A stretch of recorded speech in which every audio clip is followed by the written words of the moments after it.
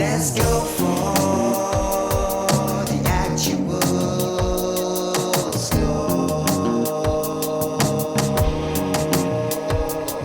Europa, natural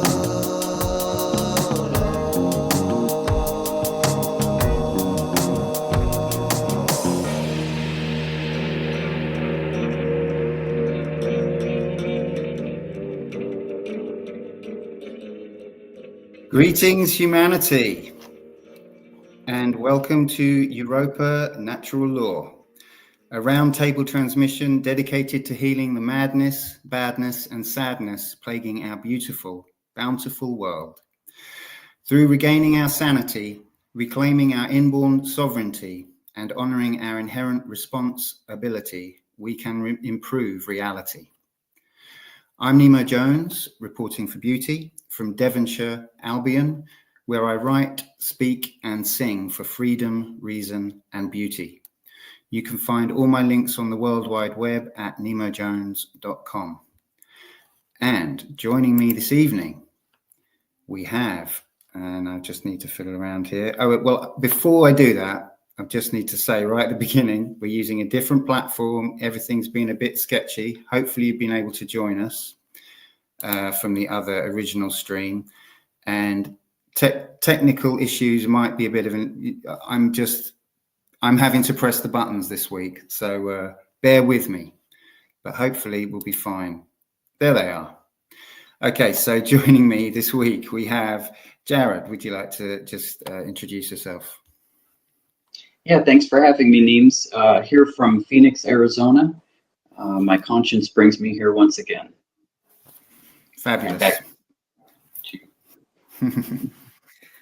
Right on. I guess we'll go next. Derek Bartolcelli, broadcasting from south of France in some pretty interesting conditions for the moment, but got to keep it rolling. And yeah, looking forward to the chat, guys.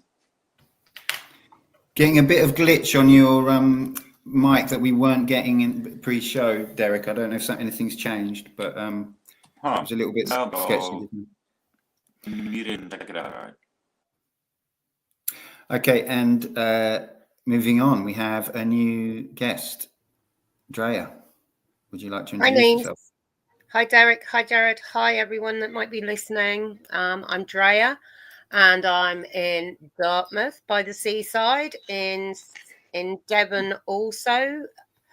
And it's my first time coming and actually joining in the conversation. I've listened to all the other ones and been keen to join in. So I'm here at last and feeling ever so slightly nervous, even though I said I wouldn't. Great. Well, welcome, Drea. And as you're new, and even though you're nervous, would you like to give us a little bit of a breakdown of, I guess, what I'm looking for when we get new people is I'm curious about how people came to natural law, like what it is in their autobiography, in their biography that brought them to the point where they thought natural law was the thing that they wanted to focus on. So if you could give us some idea of that would be great. Yeah, well, it just makes sense to me.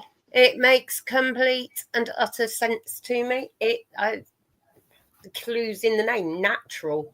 It just kind of, it's come naturally to me in a lot of ways. It's like I started describing myself as an anarchist at the age of about 15 without really knowing what it was.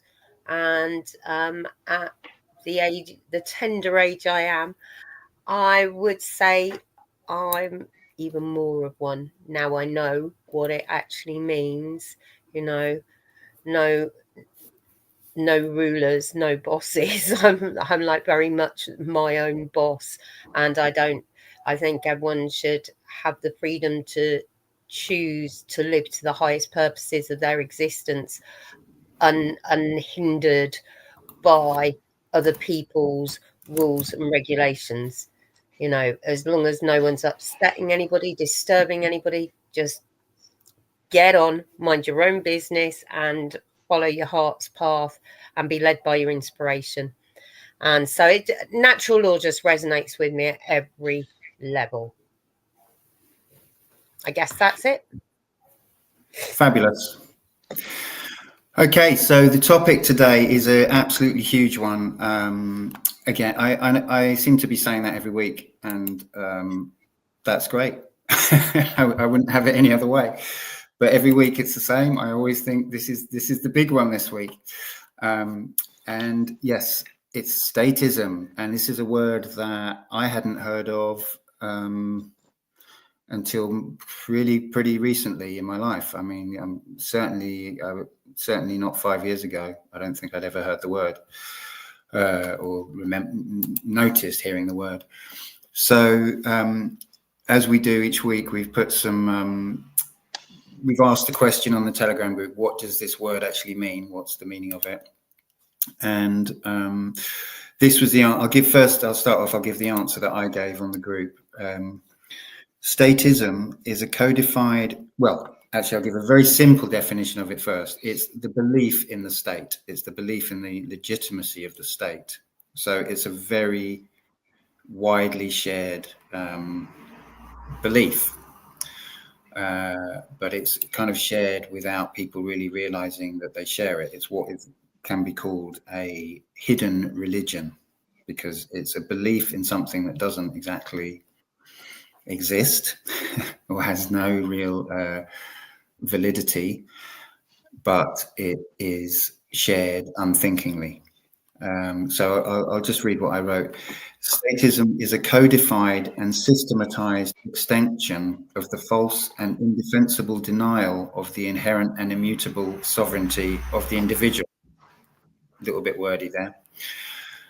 As statism evolved from localized feudalism, so statism represents a stepping stone towards outright global governance, which I could have called totalitarianism.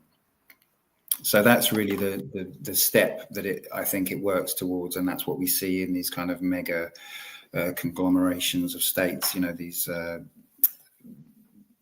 groupings of states and all of the international organizations which kind of formalize or codify certain policies which are then enacted globally. So everyone can see this, that we're moving, you know, there is a movement towards that. And so the state is in a way just a stepping stone towards really one state, one global state. That's the sort of ultimate, what has been called the final revolution. And yeah, that doesn't sound great. So these beliefs are all founded on, they're all false. They're founded on a false belief. And basically they're also founded on the denial of the true, infinitely valuable self.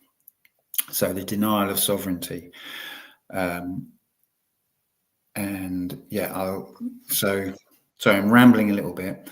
Perhaps I'll pass it on because I'm slightly distracted because I think there's someone else that may be wanting to join us. So while I hand it over to whoever wants to pick it up, I'm going to see if we can get Karine in to join us.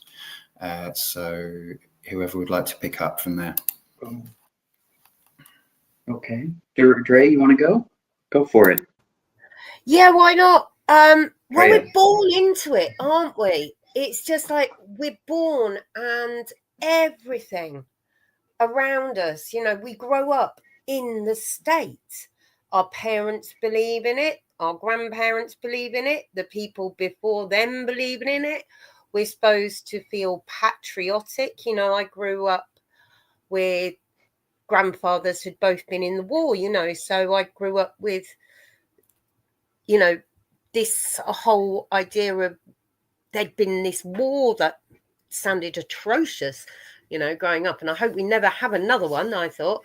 And, you know, I remember Lady Diana and Prince Charles getting married and the pomp and circumstance and sitting around a tea trolley with sandwiches and trifle and, you know, all of this to celebrate the great wedding, you know. And I was just, and I went to church, and I was brought up in a very traditional kind of way. My dad, oh mate, my dad was a policeman and he was in the Territorial Army.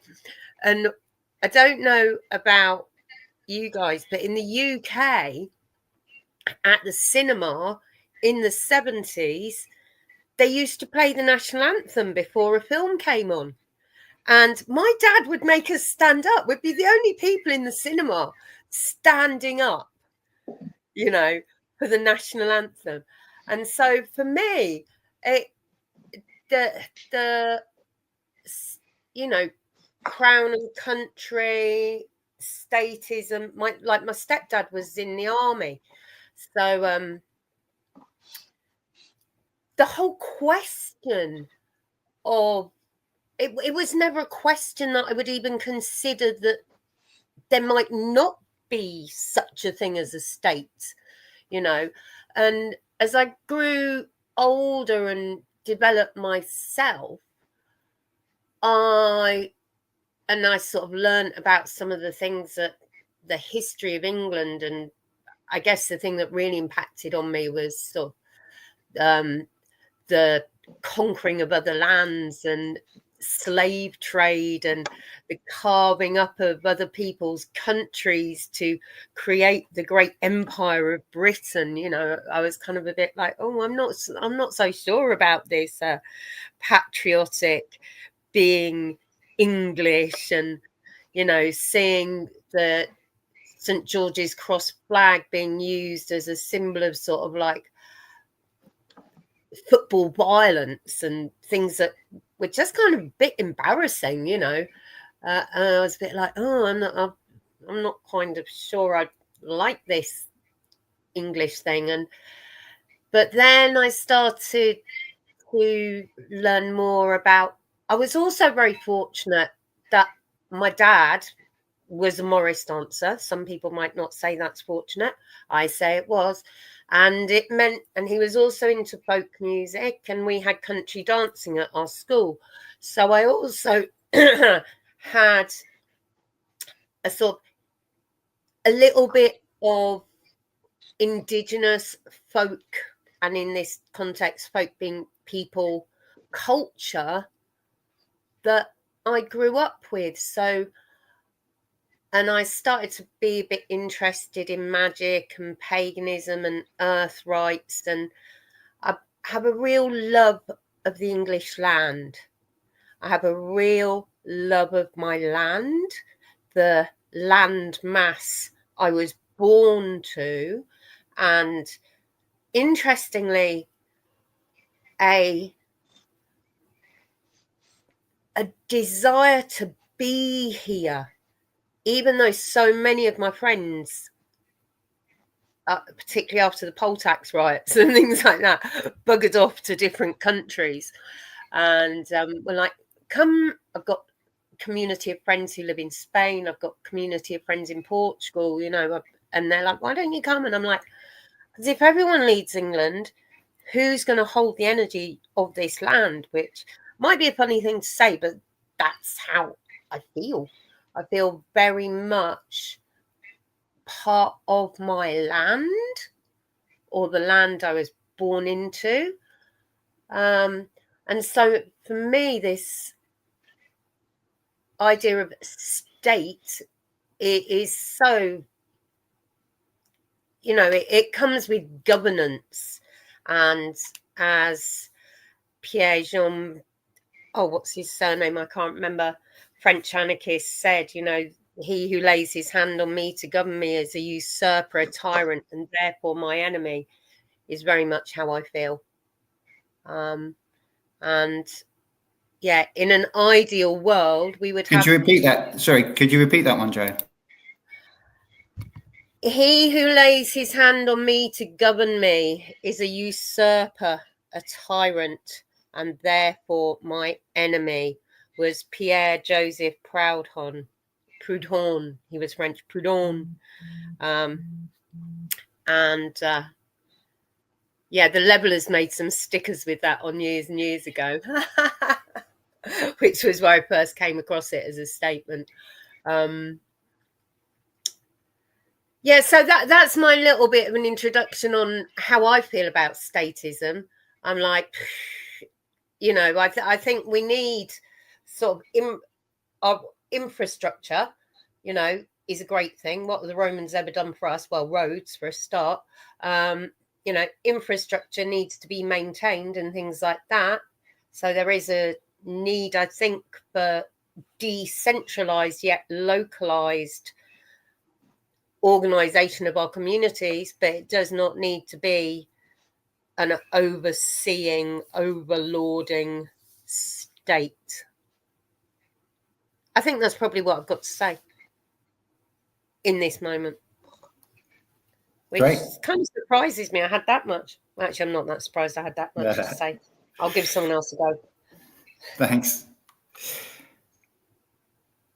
Okay, who wants to step in?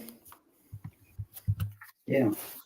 I really resonate with everything you say, Drea. From the programming early on, I can remember the Pledge of Allegiance being made to stand up and put my hand on my heart and then say the Pledge of Allegiance. Only later did I learn that I pledge allegiance to the flag for the United States of America and to the republic for which it stands, which we learn later on when we have to pay taxes, that we're paying taxes to a federal corporation. It's not a republic. It never has been. And so the cognitive dissonance, the conflicting information that you get from what you're programmed with through our schooling, right? Because it's schooling, it's not education. Most people then turn away from what the truth actually is because it's painful. And so I really commend everyone who's here and everyone who's in the chat too, by the way. Hello to everyone in the chat. Thank you for joining us. That everyone who's here is a spiritual warrior because they can endure the mental pain and spiritual pain of enduring the truth that we were taught a lie through government schooling, because the government, which is the hand of the state, conditions us, right, through programming, through our school, to believe a lie that is simply not true. In every conceivable way, it's a lie. And most people, when they get to become an adult, when they recognize these lies, they then don't know how to deal with it, and so they shut it down. They completely shut it down, and they don't ask themselves the questions. And then they've lost, through the state-run school system, they've lost the imagination to actually believe that we can live in a world that is a beautiful world, that we can co-create peacefully without a government, because they see government as order. They see government as some kind of order, instead of seeing the truth that government is a slavery system, because and government is, of course, statism. So those who believe in government believe in statism. That's what they believe in authority, and they believe it's moral to follow the rules of the state, i.e. the government, because they've been programmed. Of course, we've all been programmed. We've all been programmed into that system, but they don't understand. And so I think the most important aspect of this conversation today for me is to create common ground. I went over to a buddy's house a couple of weeks ago, and his kids had drawn Trump signs on the sidewalk and all this stuff. And he's a big Trump supporter and everything. And I'm trying to figure out, because he's a friend of mine, how to have a conversation with him without making him my enemy. Because I don't want to make enemies out of the status, because there's so many of them, and that's not the point. The point is to educate them, to get them to have the common ground, to see where we all are in the same boat of slavery, and that when we can see that. And so the easiest way for me to bring that to him was, what is slavery, first of all? And of course, he couldn't define it. So the most simple definition that thanks to Mark Passio and Chris Nelson and others in this great work community who have done so much work before and educated me.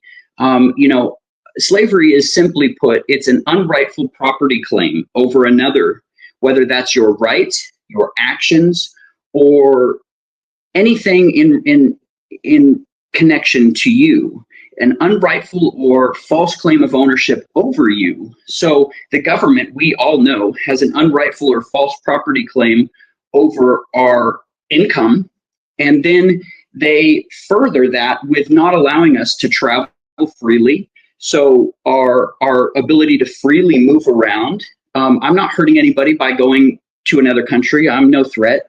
And yet they control that, and then they justify it by saying it's some whatever ways they want to justify it. It's unjustifiable. But an unrightful or false property claim, with my friend, it's like I had to get him on the same common ground to understand that government is slavery because they've claimed your income as theirs. And the only reason they can do that is through force, because if I tried to claim your income from you, you wouldn't allow it.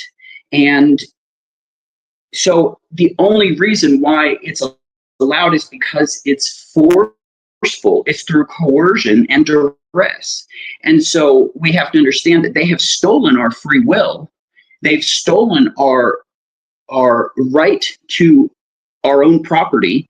And when you can get people on that common ground, I think that's the most important thing about this conversation, because we have to understand that the programming that we've all gone through and the history of colonialism, because that's what it really is. Colonialism equals the installation of slavery through legal systems worldwide. That's what colonialism is. It's slavery instituted through the legal system worldwide. And they do it through language. They do it through the grammar. And so they then extract your wealth through your labor, through every impossible way, through the fiat currency, through yada, yada, yada, yada. So we all can reach out to the status through the understanding that they have created a false property claim over you, your body, you, the owner of your body. They've created that false property claim. And then once we're on that common ground, to try to work through the programming to get to bring the light of truth and objective morality to them. That's my goal. That's what I would, and I share that goal with all of you, I know. So that's it. That's all I've got. Great. So I'm just going to jump in because Karine has joined us a little bit late, but I'd just like to welcome Karine. So would you like to give a little introduction, tell us where you're from, and then also maybe if you could tell us like how, the same thing as Drea, like how you're here, how you came to be here, how you came to be wanting to talk about this stuff. And I also just want to make a note. I'm sorry, I'm looking at the screen, thinking about 100 things and forgetting to put people on the main screen. So I'll try and keep up. Nemo, yes. What works for me on Restream, can you click and drag, let's say, Karine's screen and drag it over yours? Sometimes that works to have like the... Voila. Oh, nice. That's a simple way of doing it. Yeah, buddy. Yeah. Okay. Bonjour, Karine. Yeah. Hey, oui. Canada, yeah. Bonjour. Bonjour, Derek. I hope you're doing okay, by the way. Yeah, cool. So yeah, my name is Karine. I'm in Canada, Montreal, currently based. And what brought me to this work is because, well, first of all, the first time that I really sensed natural law, I was around 12, 13 years old. And I've experienced a level of intimidation that really scared me. And at the time, what I just felt is that I felt like other incarnations, like of my soul, you could say, they came in and they basically stopped me from just reacting right away. And that was the argument that they put forth. It was that to really follow natural law as best that I can, and because they, in their own lifetimes, they've infringed upon natural law, and like I felt their pain basically of having gone against it. They not necessarily always purposefully. It was more like being tricked into going against natural law.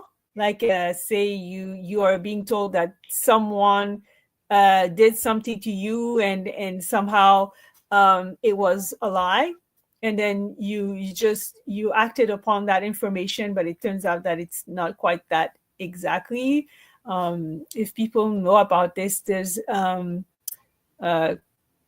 do you it's called, anyway, there's a way to tell the truth without tell the lie, lying by telling the truth. That's what I mean. It's so anyway, that is how I that was my first real contact with natural law. Aside from, I was raised in Christian tradition, Baptist, which has elements of it, but that specifically experience I felt was really it was really useful, because it's very direct. It's very, you really live it from your body.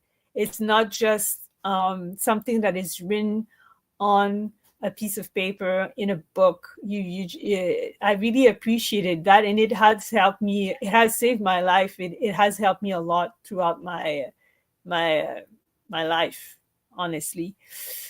So that's it. That's why I'm here. I just over the years, I just realized how much it has saved my life. It has helped me, and I've observed all around me as well how you kind of see what not to do as well when you experience, you go through your own mistakes, but you also see other people's doings, and you're just like, okay, I might not want to do that.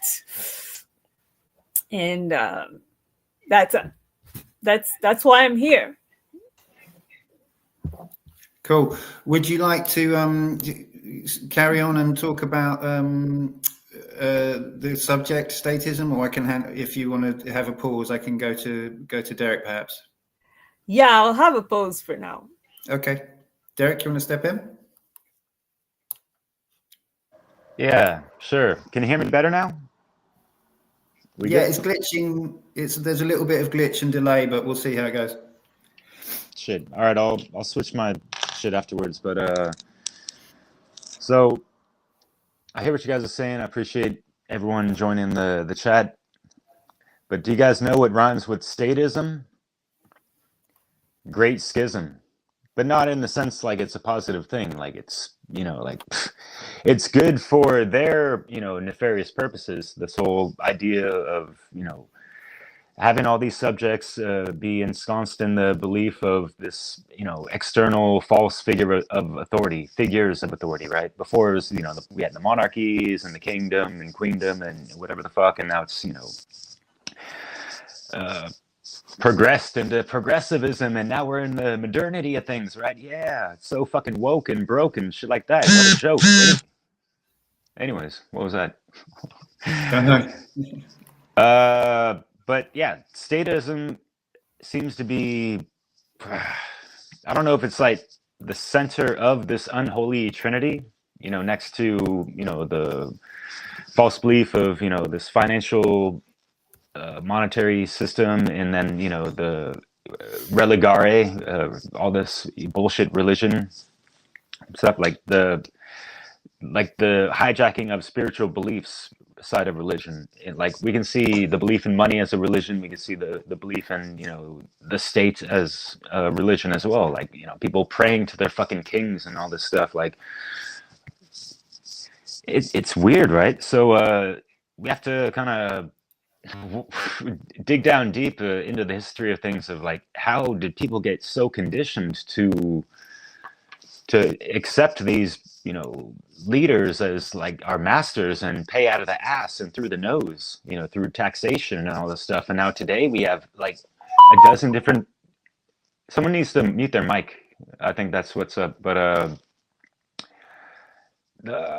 there's like a dozen different ways we get taxed out the ass, right? And even when, you know, we paid taxes throughout our whole fucking life, you know, we still have to pay for fucking like a parking place in some of these places, and also the inheritance of the kids. That gets fucking taxed. They're taxing the fucking dead. How fucking nefarious and draconian can you fucking, you know, make it that blatant, and people are still accepting this shit, you know? It's insane. And yeah, like, us talking about it isn't gonna solve the fucking issue tomorrow or whatever the fuck, but it's more about like us rising in mass and just in full fucking non-compliance of these things, and refuting their bullshit mandates and the false man-made laws that are not aligned to natural law, right? And so from ancient times, yeah, Andrea, I appreciate what you mentioned, and it it was definitely on point with what I actually wrote in a note like 5 minutes before you even spoke, in regards to just like, yeah, take it back to ancient times, and how people were proud of their lands. And like, think about, you know, the Great Scott, you know, up in Scotland or Ireland or Italy and all these places, right? Africa, China, Japan, wherever, right? Mesoamerica, they had their realms, their kingdoms, whatever the fuck. But even outside of any form of government or governance, you know, we still had like nomadic tribes, and there might have been leaders, you know, within certain tribes. They didn't have to be nomadic, you know. I'm thinking about like Native Americans as well, right? They had a lot of love for their country and pride, and with that they had that responsibility. You know, they wanted to take care of the earth, because, you know, over time they realized, you know, like, if they're not taking care of the earth is going to take care of them, in the negative sense, in regards to the opposite of mayats, which is ishvets. You know, like, you're imbalanced with the harmony and frequencies of natural law and the nature and all that stuff. It'll take your ass out, right? Or get that cosmic bitch slap, right? Yeah. So, and that's kind of why, like, the whole statism modus operandi is for them to circumvent that cosmic bitch slap onto themselves, even though it's not going to work that way. But they're making all this mind control and propaganda and all this stuff to persuade us and coerce us and all these things into complying to their laws, their jurisdictions, and all these things, you know. And then we end up like voting for it and getting all hyper and frenzy for it, and like bickering amongst each other for it. So we got slaves policing other slaves and fighting amongst each other. It's like this whole fucking divide and conquer shit, you know. And it doesn't matter if we had the fucking cringy ass pedophile and the successor that was sitting next to that, you know, sleepy, creepy Joe Schmo Biden, you know, and then they had the woman going for it, you know, this last time against the orange man. Yet 99.9% of the people that, you know, like, that got like chump derangement syndrome or whatever the fuck, don't even understand like he is in connection with the House of fucking Orange, which probably ties into, you know, Bilderberg and that kind of stuff. So it's like, pick your flavor of fucking evil, y'all. Like, it doesn't fucking matter who the fuck you fucking vote for. Like, in the end, like, there is a trajectory that is still in that momentum towards, you know, further enslavement and all this stuff. And we have transhumanism breathing down our fucking necks. And what the fuck do you expect with Elon Musk getting closer to the helm of whatever, you know what I mean? And it's not to be all Americentric and all this stuff, because I bring that up because it's one of the more recent, bigger elections, and a lot of people around the world pay attention to these things, right? Because, yeah, like, in America, there's a huge ass fucking military industrial complex. And so we have to consider that tied into the statism, because we're funding the fuck out of it through taxes and all this stuff. And so yeah, we could go on and on. I'm gonna leave it at that for this round, but just to bring it back to our last chat, and it's kind of something I wanted to mention is that people cheer on these things through television programming as well. Like, think about how many television programs and movies there are for the police officers, the order followers, and that kind of stuff. It's more in America. It's more prevalent there than in Europe, I noticed. But it's something I definitely took note of, and how television programming, you have different flavors of, all right, you got like your series of this and your sitcoms, and you're in a lot of fucking medical TV series and all these stuff. What is it? I don't even fucking know, but back in the days, there's like Grey's Anatomy and whatever the fuck, and you make it a little funny with the scrubs and all this shit, and yeah, like people watch that over time. They're like, yeah, these people are, they got regular lives just like everyone, and they're just out there trying to do their best to help us and this and that. Yet they don't understand the chain of command and the hierarchy of these things, and that they're more at the bottom, so they do not understand the level of nefarious stuff going on behind the scenes. And so like they're just operating, taking orders and like, okay, that's just what I got to do. I was trained to do that. Kind of like a lot of people in the Senate, in Congress and all this stuff. Yet they probably know more than your average lower level order follower. A lot of people in these governing institutions, whether it be at your local state council or town center, right?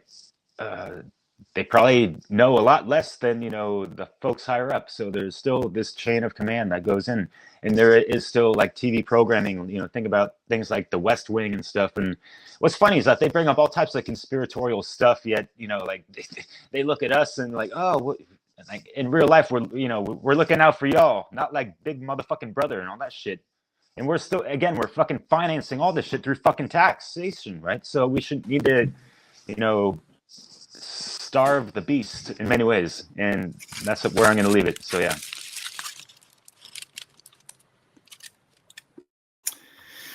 Cheers for that. Okay, sorry, I'm still on the technical side. I'm a little bit baffled by it all, but we've now been joined by Oscar and Anna Maria. So, hey guys, would you like to jump in? You've both been on the show before, so hold on, I can do that. There you go. And yeah, would you like to give us a bit about statism? What you reckon? Statism is like the belief in the state. Okay. So I just put the headphones on. So, but yeah. Hi everyone. Yeah, we're Anna Maria and I'm Oscar. Yeah, we just tuned in. We don't really know what people have said, but I can try to define statism real quick.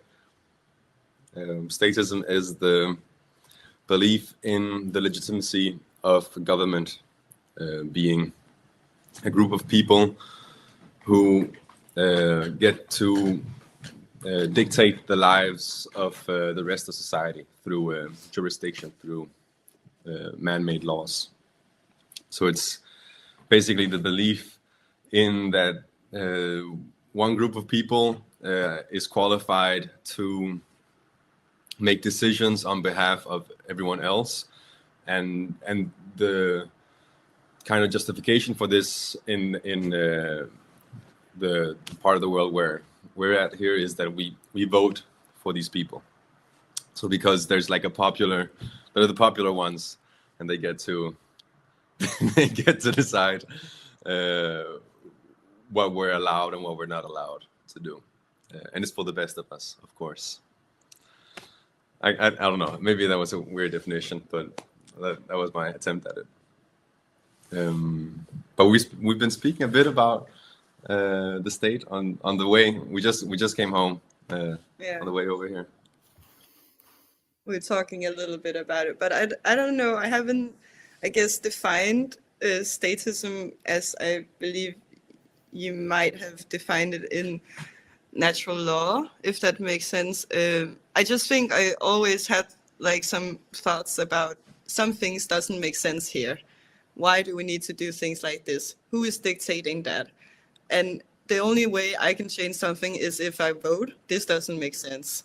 I can change small things, or do I even do some change? Because it seems like I'm just looking at some, or I always call it like a feeder show. That's what I look at if I look at the politicians, like it's all acting.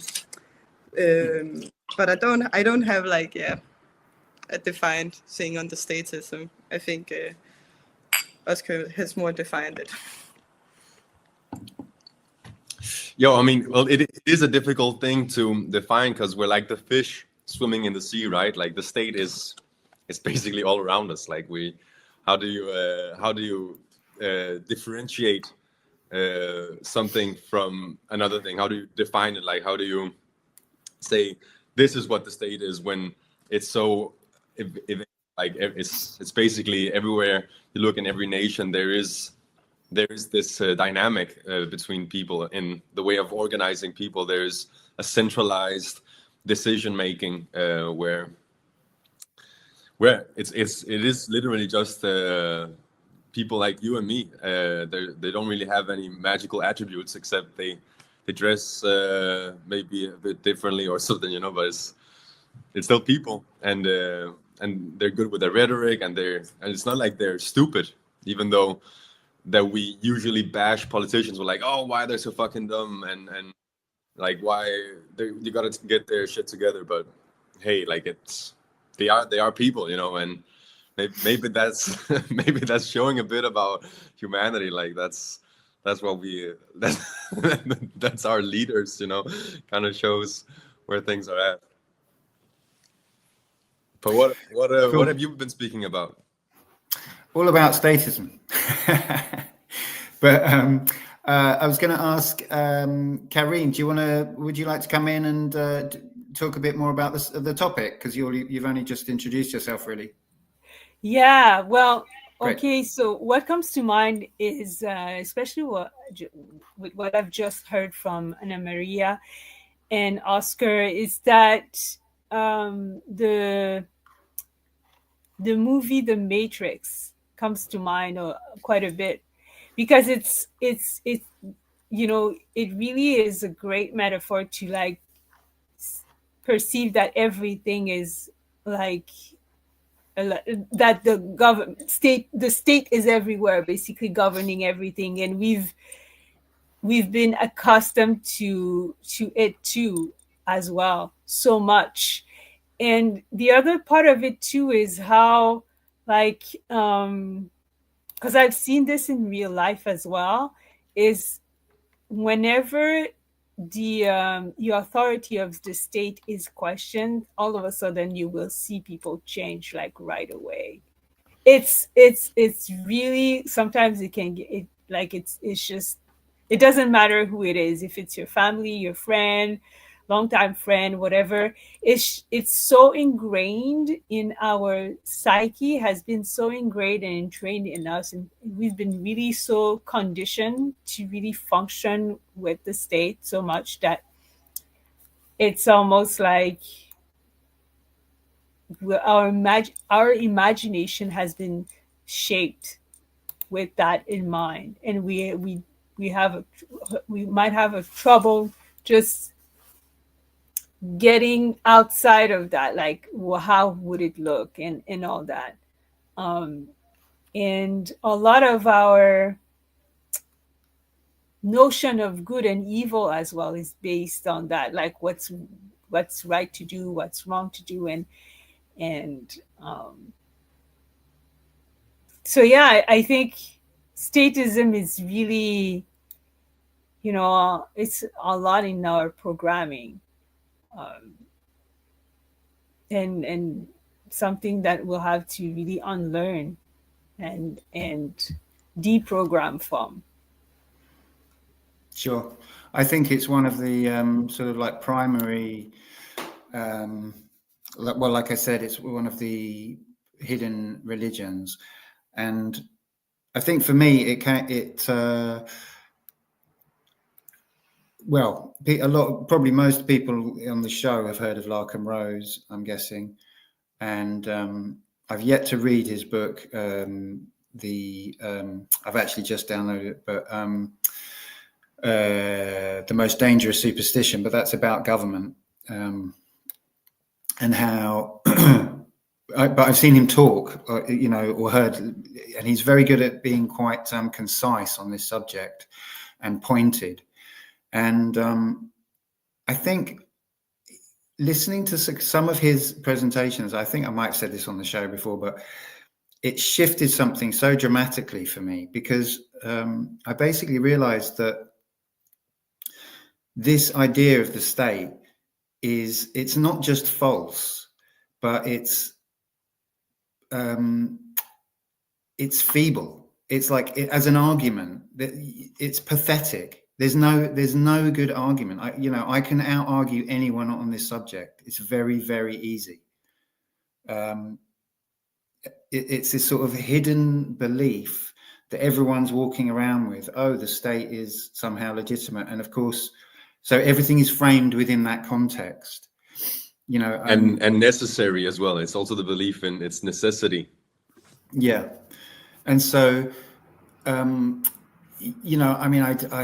looked on Twitter the other day, which I don't often do, but I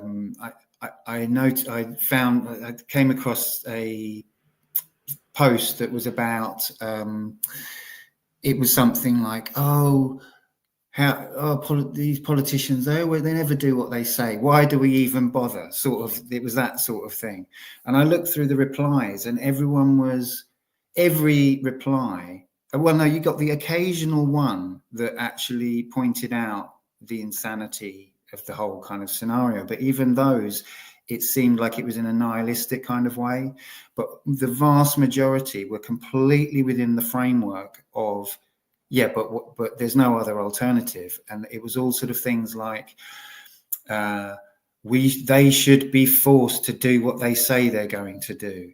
We need to do this differently or that differently, but all within the framework of stated. No one can even, as Oscar said, no one can see statism because it's the water that we're swimming in, but you can, and Larkham Rose can help you to do that.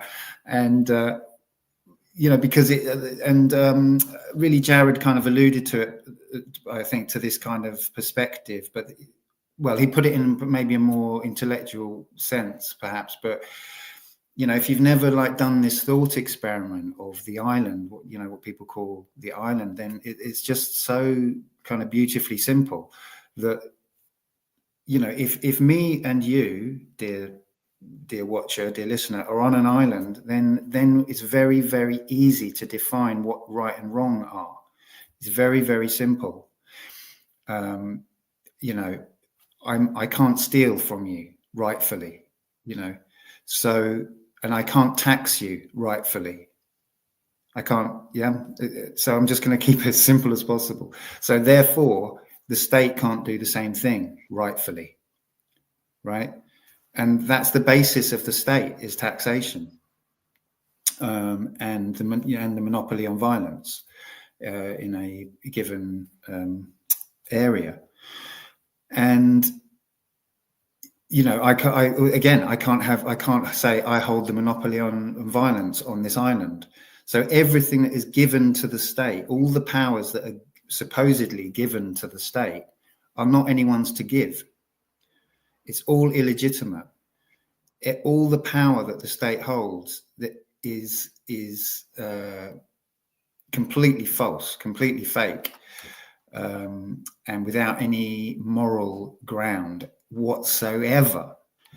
I just wanted to kind of bring it back to the simplicity of it. The state first. I can't. Another aspect of it is that the state actually doesn't exist. It is a phantom. There is no state. You can't go and talk to the state and have a conversation. So it's this hallucination. It's mass hallucination, and a really bad one. It's a really bad idea. So yeah, that's a few things. So we've got a lot of people here now. So who would like to jump in? Quickly, I just want to jump in on what you said there, because you said earlier something so important. You said basically the state is a codified belief system. And I just wanted to add to it, because it is a codified belief system of slavery. They've codified it, right, into laws that are man-made, which anything that is made from man, the subject, instead of nature, which is objective reality, because nature and existence is objective reality. And so what we know about morality is that true morality is based in objective reality, not based from the subject. So as Chris Nelson says in his morality presentation, we can hear you, Oscar. Were you trying to jump in there? Okay.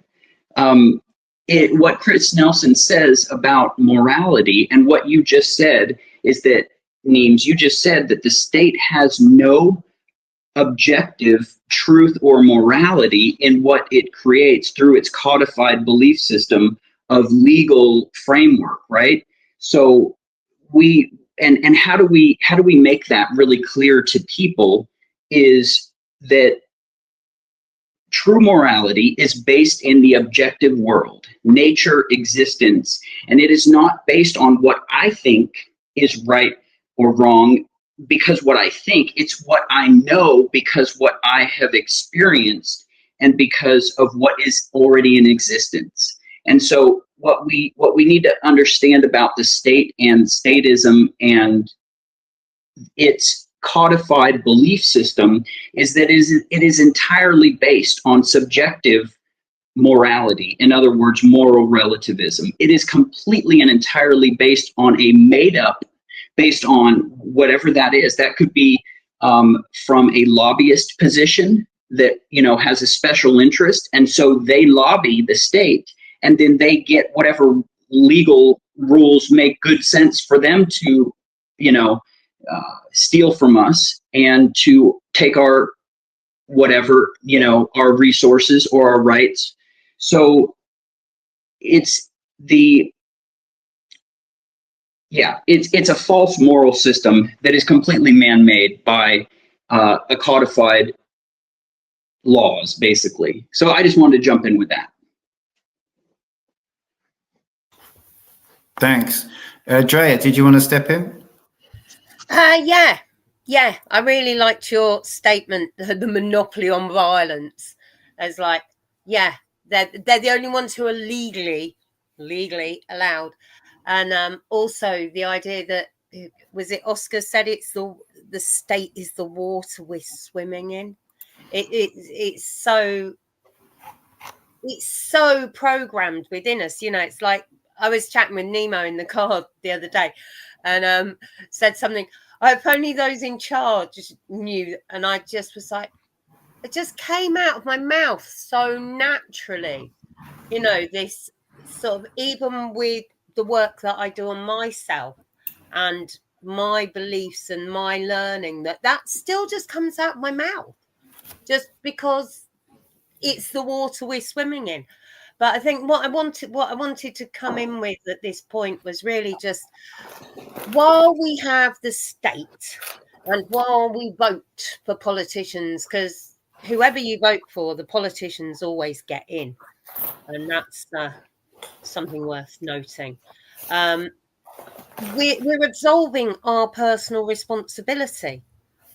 We're allowing them to deal with it. Oh, they'll deal with it. Oh, if only we could get a different party involved, they'll sort it out. And it's kind of like, it's not how it is. I think our world's really, I've been an activist, direct activist, since the early 90s. And one of the things that I learned was I really only had the power to impact change within the environment that I was in, you know, and that ultimately, even when I was on direct actions, I was seeing people who were there because I was involved in environmental direct action, primarily against road building in the UK in the early 90s. And it was amazing. And we did stop some roads and we did do some education. But I saw people playing out on the front lines, and they were playing out their issues with authority, their unresolved maternal issues, their unresolved paternal issues, their bullying, you know, their issues, their unhealed stuff was playing out and impacting on the people around them, and not necessarily very well. You know, one of the great things about being part of the road protest movement was we were living in autonomous communities, and that was a great learning. You know, how do you relate if you've got, you know, and what we all had was a shared goal that held us together. But we were taking responsibility. And I think my talking about unresolved issues is that we as humans are living in a sick society, and a lot of us aren't very well, you know, and rather than asking someone else outside of us to fix it for us, we really all need to come in and go, where am I in this? You know, where am I in this? And how do I turn up in the world? You know, and I think until that loving selfishness, where, you know, you're on an aeroplane, they say put your own gas mask on first, you know, that taking care of ourselves so that we're healthy and well, so that we can interact and have healthy and good relationships with the people around us, and start looking at actually what is community at an interpersonal and a local level, then we're going to have this statism, and until, you know, we really can talk and educate about alternatives, you know. And I think this is such a massive subject that, you know, all the other subject matter that we've talked, that's been talked about, you know, like healing and order, or order takers and obedience and all of that, really it's just a very big conversation, and we need to keep having it, I think, is what I'm saying, is, you know. But I think we are being manipulated by some right deep psychopathic, greedy, evil bastards, and we have to do well. I'm here like you, Gerard, because my conscience says I have to be, and that's, you know, what led an awful lot of us to be on road protest. Was we would talk to each other, and it would be like, why are you here? And it was like, I couldn't not be here. It was like we were called, and I feel called to do this natural law work. It's like I'm, you know, I work in health and healing. That's one of the things I do. So, and until we get better and start taking personal responsibility for ourselves and how we turn up in the world, then, you know, what we have to do is create a society that doesn't need policing, that doesn't need governing, that is a moral society. And, you know, ignore the state. It's been a very bad boy. Just don't give it any money. You know, I would love to see a total global tax strike, personally. But there we go. Anyway, next. Thanks. I think Anna Maria, did you want to jump in? Yes, I wanted to try to. There was sorry. something- Just before you do, I just want to say we're just about to hit an hour, so Okay. it would sort of start to wind down. So think about last, you know, closing thoughts. But yeah, go for it. Sorry. Okay. Drea, she said something about this, that when the state doesn't do or like what we want to do, we're always thinking like, or like people say that, oh, why can't the other party fix it? Or if we vote for them, they will do it. Or this, like always someone else taking care of you. And I had like some thoughts some days ago where I thought about this, that everybody gets sent to daycare. And I guess mostly the state is the one making sure there is a daycare. When we get sent there, we are maybe from, in Denmark at least, I think it's from 6 months till 3 years in that time period. And I thought then about Freud's psychoanalysis, which says that in that time, in that age, we are both in the oral phase, which is connected to be like having a mother-child relation, and then the anal phase, which is something about being dependent or independent. And I just thought that, like this, with being sent to daycare, the people are working from for the state in the daycare. We already here start to have this relation of it's the state taking care of you, not your parents. So you're kind of relying on the state from very young age already. Yeah, and I guess it was from a longer rant of thought train I had, where it was also that somehow when we are born, we all have suddenly a birth certificate. And somehow I thought of it as kind of the first contract we unwillingly apparently write, because the doctor does it or the parents does it.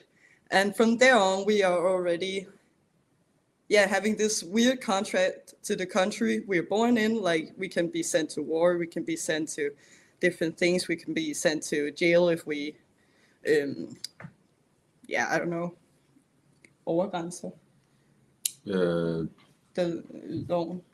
Oh, yeah. If we break the law. If we break the law, yeah.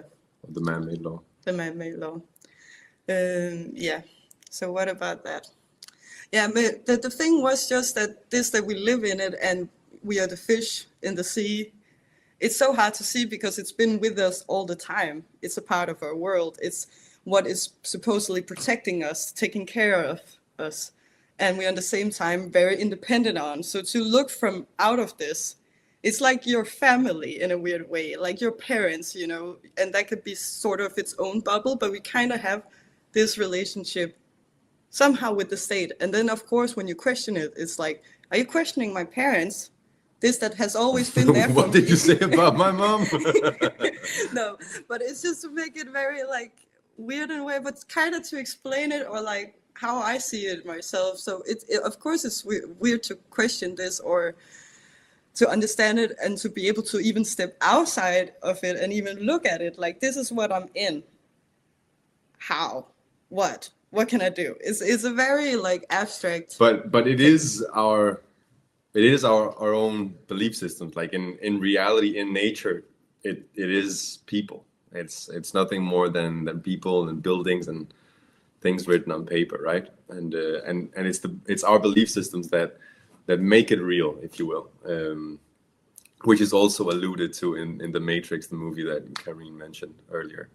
I really liked what you said, Andrea, about how that it's kind of like a sickness and there's like parental abandonment issues and how we're kind of, which is also kind of what you're saying, Anna-Maria, that it's like our parents are like a proxy, or not our, like we're not integrating that archetype and doing those things for ourselves. We want to externalize that and have someone else do it. And I think you really touch on the key solution there, Andrea, that it is really about taking personal responsibility and creating a society, creating a world where the functions that currently we rely on the state to provide are no longer necessary for us to rely on the state anymore, but we can, through our own voluntary actions, make sure, and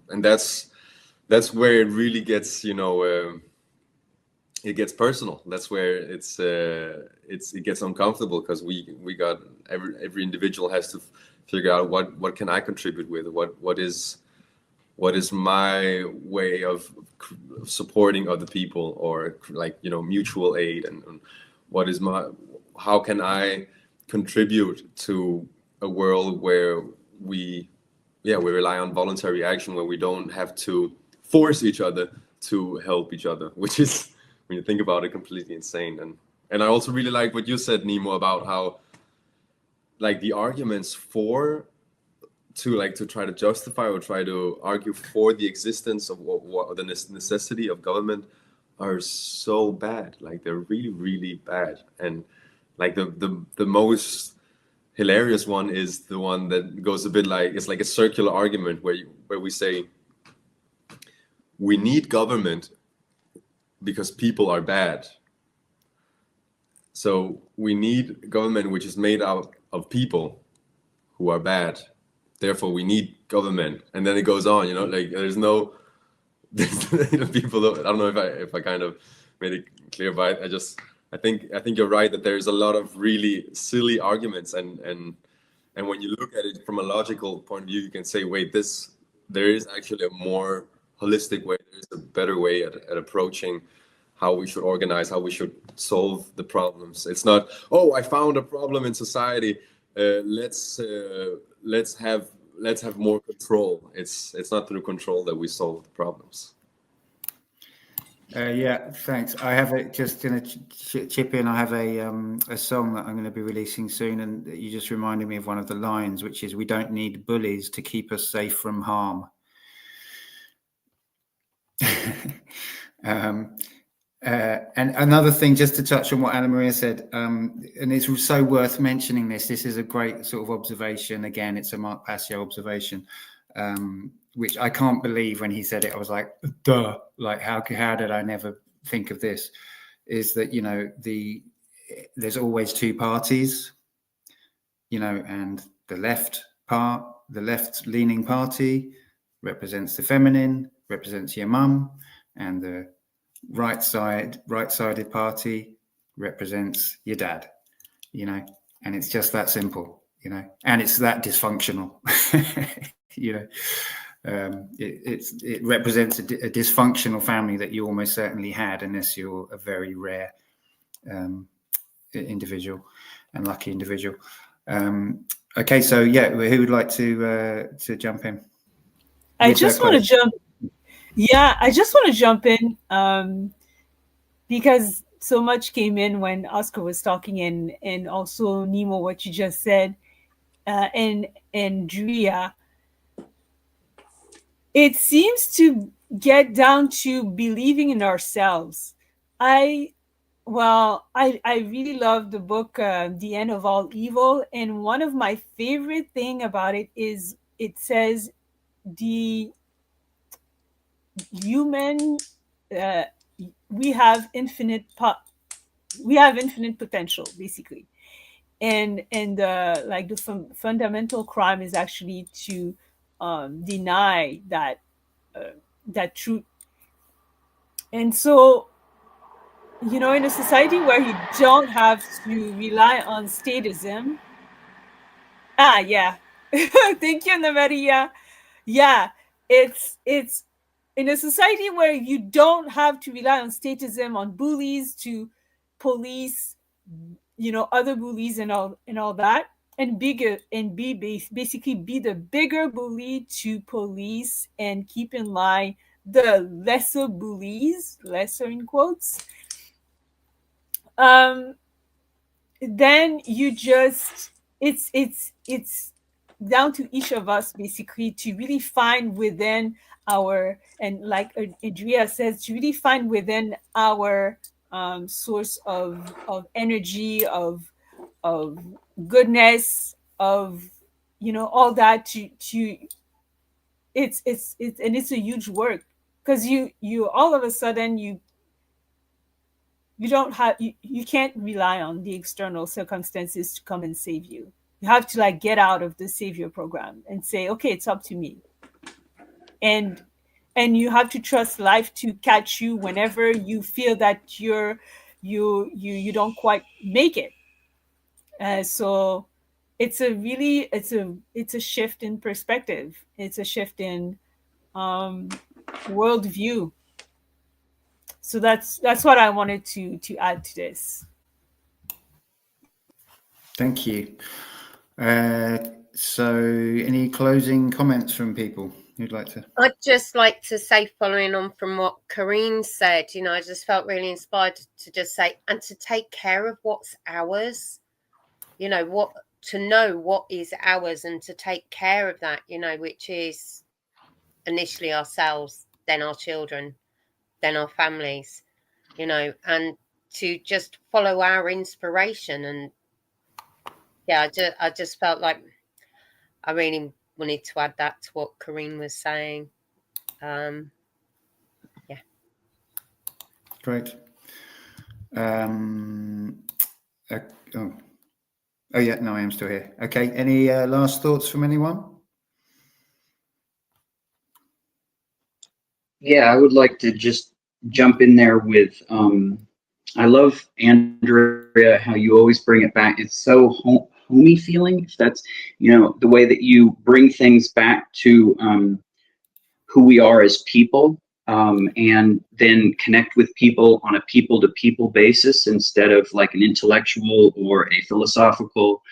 I love that vibe that you bring to the table. And then also, Karine, with the infinite value of the human being, and that the state is limiting our potential by limiting our choices because they make up what's right and wrong. And so you can only be within this, whatever they tell you. And so by doing so, that's limiting who you are as a human, the ability to make mistakes, the ability to exceed your own expectations and have infinite potential and infinite value. So I love what you said about that. And then bringing this back full circle is problem solving or solutions to the status. I think if we can all get better at our rhetoric, our thinking, and our speaking about what is objective morality, because that's what it boils back down to, is that the state is writing subjective morality into codes, into law. And that subjective morality is the root of the problem, because then we are then putting it into our daycare centers and into our schools, and then we are putting out millions and millions of order following status through the school systems. And so if we can, that's the ground that we need to capture, is education. So, and I just want to leave it with that. We need to reach the young people. Great, thanks. Sorry, I've inadvertently brought up this graphic that Oscar was sharing. I'm not quite sure how I've done that, but Oscar, would you like to just talk about this?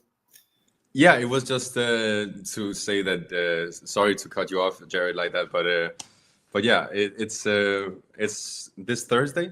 If people would like to join the conversation on any topic or ask any question, it's possible to have a chat this Thursday evening on the Europa Natural Law Forum Telegram group.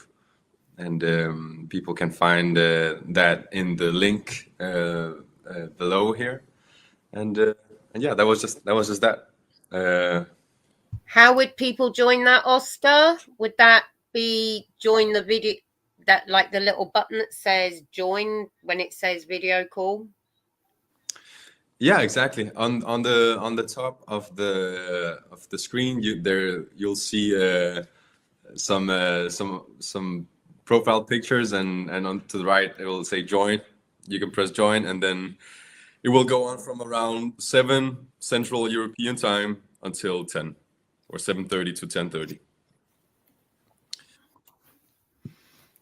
Great. And thanks, Jeffrey Phillips. Smash that like button. Don't know who Jeffrey is, but he's made some great comments in the chat, and he's shouting, smash that like button. And do you know what? While you're smashing the like button, share it and tell your friends that you think this might resonate with, that we're doing this. Want to talk to people about this, hey? Indeed. So Derek, we didn't hear from you for a while. Did you want to say something to finish? Yeah, sure. My phone cut out. I don't know why the camera's not showing, at least for me. I don't know if you can see me, if you can hear me okay. We can, yeah. All right. It's better actually, the audio. All right, cool. Right on. So yeah, like what's funny is that the whole left right, schism of and with the colors corresponding, in France as well. Like sometimes you have like 8 different candidates for presidential election type of shit. I'm gonna cut this down to like 2 fucking minutes.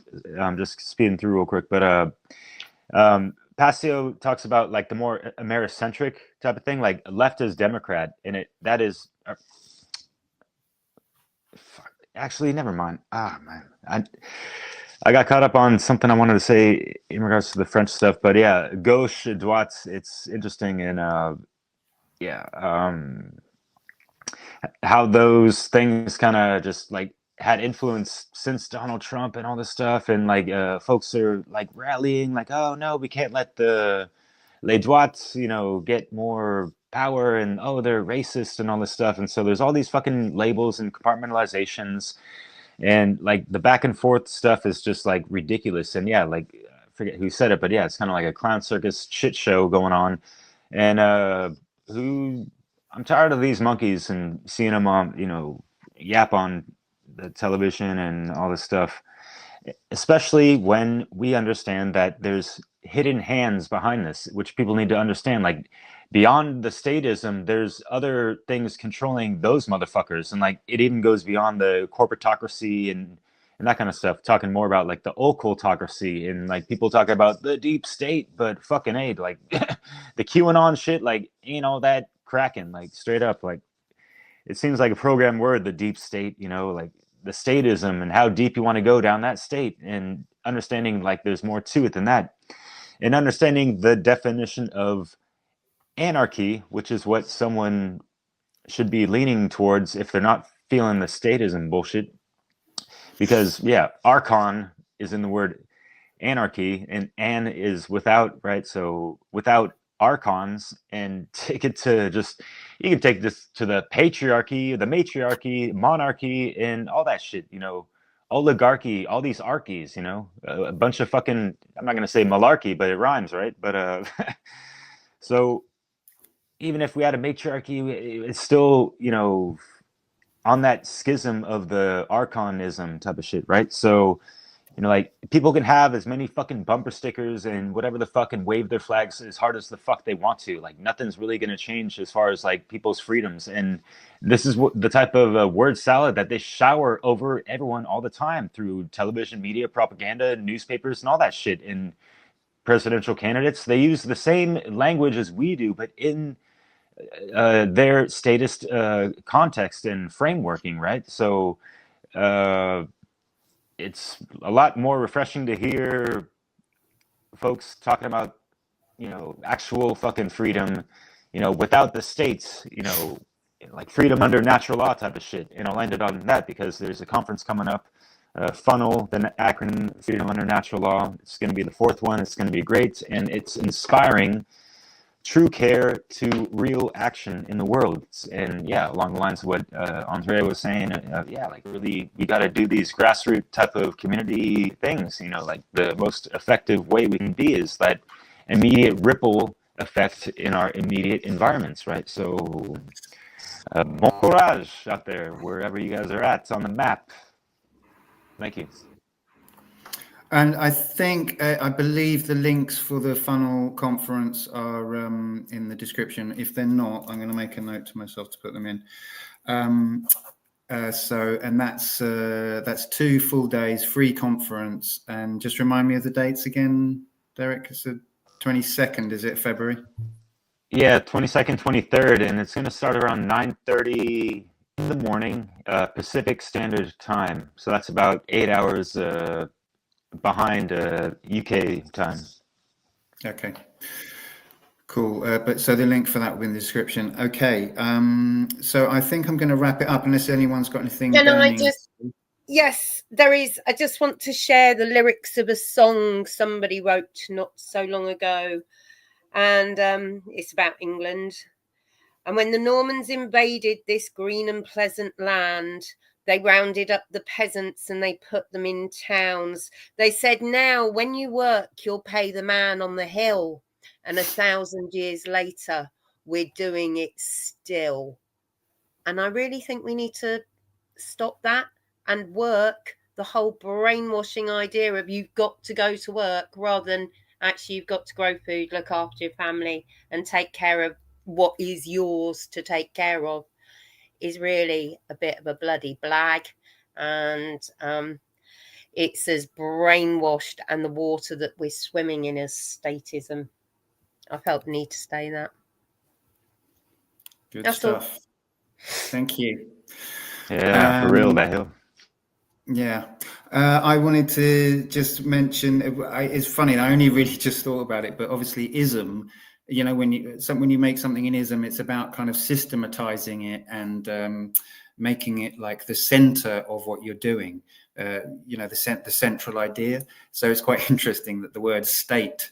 You know, it's almost like you're just saying, we're just going to make life be one state. That's it. And it's like there's no flow. It's like the death of flow, the death of creation and growth and evolution. You know, it's just like stateism. You know, it's quite funny.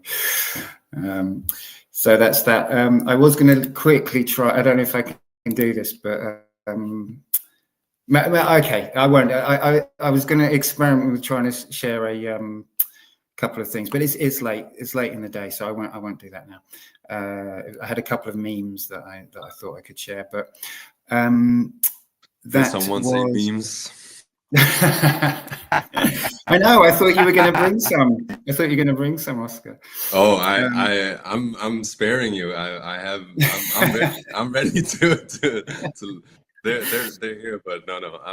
I'm. Maybe we should tell the audience what the next topic is going to be. Yes, exactly. I was just going to do that. Well, okay. So actually, I want to discuss that in the group, because although we did have anarchism lined up for next week, I did suggest that we perhaps, as it's Valentine's next week, I thought maybe we could do agape love. To give a little bit of a counter to the word. That's a great topic. I know Will Keller just made a presentation on love as well. Yeah, so I think it's. I'd be down with that. But yeah, maybe we can we can have a chat. We can speak about it in the forum and then take a decision later in the week. Then we're getting meme requests. Look, give us the memes. Yeah, put them up. Okay, if you insist, I can bow. So you have just a couple of memes before we go, all right? Your best. Give us your best too. Okay, just a couple of memes. All right. I could share one that I made while we're waiting for that. Give us your memes. It's hilarious. This is my one that I made. Got Stephen Crowder there. And telling it like it is. And then here's another one. This is one I made. It's a really wordy meme. It's a bit like a leftist meme. But I think it's funny. Might take a bit of a read to get it.